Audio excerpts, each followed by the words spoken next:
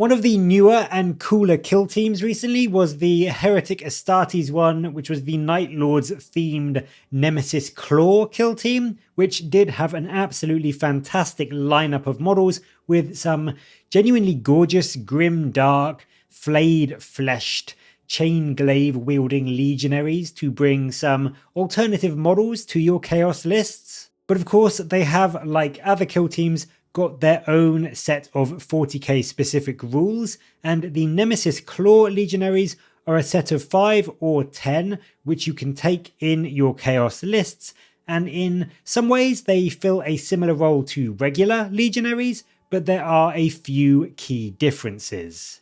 So let's take a look at what these guys can do and see if they are likely to steal a spot from your regular Legionaries in your lists going forward. Compared to regular Legionaries, the Nemesis Claw Marines are a pricier 110 points for 5 or 190 points for 10, so setting you back 22 points per model for a min squad or 19 points per model for 10 of them. This is 20 points more than the Legionaries, who are 90 points for 5 or 170 for 10. Now, you both get access to the Dark Pacts ability for that chance to take a leadership test and then gain either lethal or sustained hits, which is a nice bonus. You also share that same movement of 6 inches, toughness 4, 3 up save, and 2 wounds. The Nemesis Claw Marines, though, do lose the crucial battle line keyword, and they are also only OC1 rather than OC2. So from a purely objective focused viewpoint, that is quite a significant hit. It makes your units much less viable at moving in, claiming, stealing, or just holding objectives for you. But the Nemesis Claw and the Night Lords in general, they aren't really about that, are they? They just want to get up into the enemy's face and kill them, and they do that fairly well.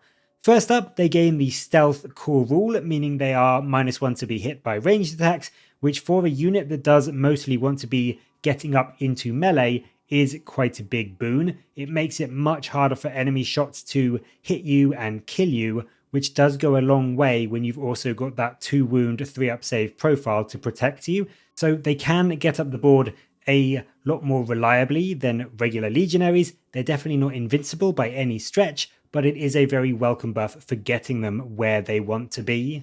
Their main ability is the Visions of Suffering rule, which is quite a big shift from the Veterans of the Long War buff that the regular Legionaries get. The Legionaries can re-roll wound rolls of 1 against enemies in melee, or all their wound rolls, not just ones, with their melee attacks if the target is within range of an objective. So getting potentially full re-rolls to wound when you're in combat, and that can go a very long way if you have a full squad of 10 all armed with chainswords, for instance. What the Nemesis Claw get instead is a more situational buff.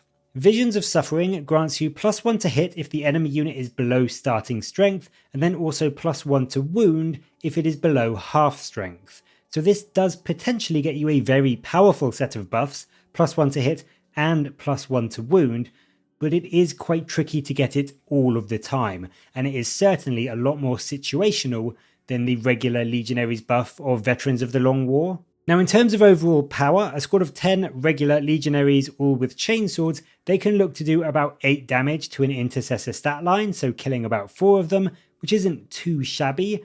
The Nemesis Claw, against a squad below full strength, they will also do about 8 unsaved wounds, but then when they get that +1 to wound, if the enemy unit is below half strength, that jumps to a whopping 11 unsaved wounds, so killing over 5 Marines. By comparison, the full rerolls to wound that the normal Legionaries get if they're fighting over an objective, that still gets them a reasonably respectable 10 damage, so they do still kill almost as many, not quite as many, but almost, but it is of course much easier to get access to that because all you have to do is be fighting over an objective. So whilst in perfect conditions, yes, the +1 to hit and +1 to wound is slightly better, I just think it is so much easier to get the bonus for the regular Legionaries, and it will likely be in effect much more often for you. Where the Nemesis Claw can also be great is with attached characters. These bonuses can really be quite nice on things like attached lords. With, say, a Demon Hammer, they can now be hitting on 2s, which is really, really great. And then at strength 8, if you get that +1 to wound buff as well, you can now be wounding even tougher vehicles on 4s rather than 5s. Now, that's not to say there aren't pros and cons for each. There are. Obviously, getting reroll to wounds is great on something like a Demon Hammer, where you have devastating wounds to try and fish for.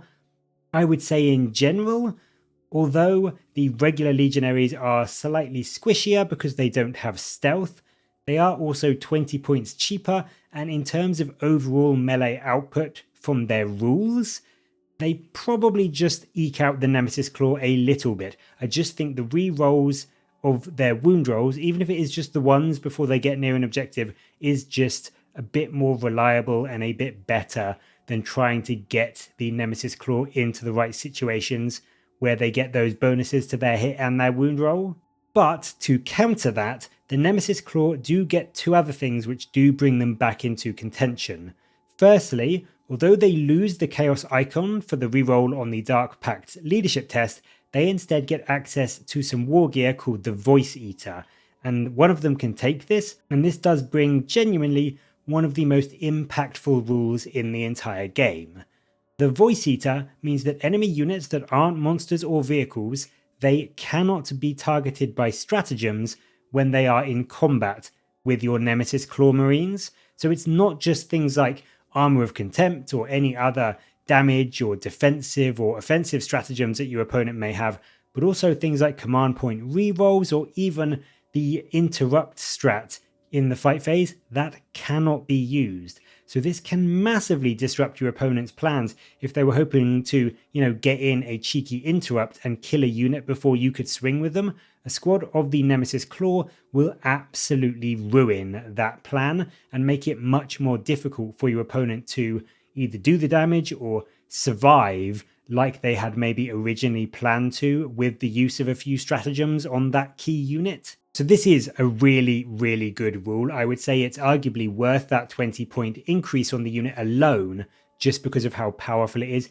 If you know how you're going to make the most out of it and get them into a situation where denying an enemy a stratagem is going to have a huge impact on their game plan, that 20 points is well worth paying. But it's not just that, because on top of that, they do get access to a nice varied selection of weapons, and I would say probably in terms of melee, it's better than what the regular Legionaries get access to. In terms of their shooting, it's fairly standard. They can take a flamer, a melter gun, or a plasma gun, and then if you bring a unit of 10, one of them can take a heavy bolter or a missile launcher, which is nice. I think generally if I was running these guys, I would be running them as a unit of 10. If you wanted just a min squad of 5, I think the generic Legionaries are better because they have that better OC, and you can take a heavy weapon in a squad of 5 just to sit back and hold a backfield objective. But if you are taking these guys and you want to go for these guys, definitely go for the full 10 of them. Not only is it cheaper per model, but you can, throw in a cheeky missile launcher just for some extra punch, and also get the most out of them in terms of their melee. It's also worth noting that the Visions of Suffering, unlike the regular Legionaries Veterans of the Long War rule, that isn't just melee. So this can get you to be hitting on 3s with your missile launcher and then maybe wounding on 3s rather than 4s. So it can actually impact their shooting if you do build them in a more shooting way. But the real focus for them is melee. That's where they're really good. And they do get some really nice options to improve that. The Visionary comes with a bolt pistol and a chain blade, which gets him 5 strength 4 attacks at -1 AP, 1 damage, and sustained hits 1, which isn't bad. But he can swap that out, and I probably would, for a Power Fist, which nets you, of course, a strength 8 profile, -2 AP, 2 damage, and then with the access to that +1 to hit, he can be hitting on 2s with it, which is fairly good in and of itself. The rest of your troops for your Nemesis Claw can swap out their bolt gun for a chainsword, which again I would probably do because I would run these guys as a melee unit, but 4 of them can be given a special weapon. They can be given an accursed weapon, a Nostraman chainglaive, paired accursed weapons, and then one of them can be given the aforementioned Voice Eater. Now, the accursed weapons are your standard 4 attacks at strength 5, -2 AP, 1 damage, and then the paired variant gives you twin linked, so that is some really good anti-light infantry shredding power to the unit. And then the Chain Glaive, I think, is also very, very good. It's 4 attacks that hit on 3s, their strength 8, which is nice, -2 AP, and 1 damage, and they are sustained hits 1. So this is a great little profile again for going into light and medium infantry. Yes, 1 damage is a downer, but with sustained hits 1, if you manage to go into a weakened unit of Marines, then your guy with the Chain Glaive will kill off a Marine profile fairly reliably by himself, and then the rest of your unit with your Power Fist, Accursed Weapons, and Chain Swords, they will do a good bit more work on top of that. And just as a quick example, if you manage to get into a unit under half health, that full loadout can easily net you over 3 dead enemy Terminators or 3 dead Custodians, which is a solid bit of damage for a melee unit, especially if you are also debuffing them by not letting them use any stratagems to kind of negate the damage they do to you in return. In general, the Nemesis Claw Legionaries are a little bit more durable thanks to stealth, of course. They can get up the board a bit more intact. They also have some unique interactions as they do get the Psyker keyword, which can of course have its pros and cons, but that is definitely something to consider. They are arguably better equipped for melee than the regular Legionaries, although in terms of what the rules do for them, I would say they're probably not quite as good. So not as good rules-wise, but the weapon options they have kind of bring them up to being on a par. Because yes, whilst Visions of Suffering can be better than Veterans of the Long War in a perfect storm, it does take so much more to set up, and I also think that the Dark Pact's ability combos a bit better with the regular Legionaries because lethal hits can sometimes make that +1 to wound bonus redundant on the Nemesis Claw, and then sustained hits is nice, but again, a couple of your key weapons, the Chain Glaive and the Chain Blade, they already have it, so it isn't quite as impactful as it is on something like the regular Legionaries. The main reason I would bring the Nemesis Claw Legionaries is purely that War Gear rule from their Voice Eater. As I said, it is very, very good, probably one of the best rules in the game for shutting down your opponent,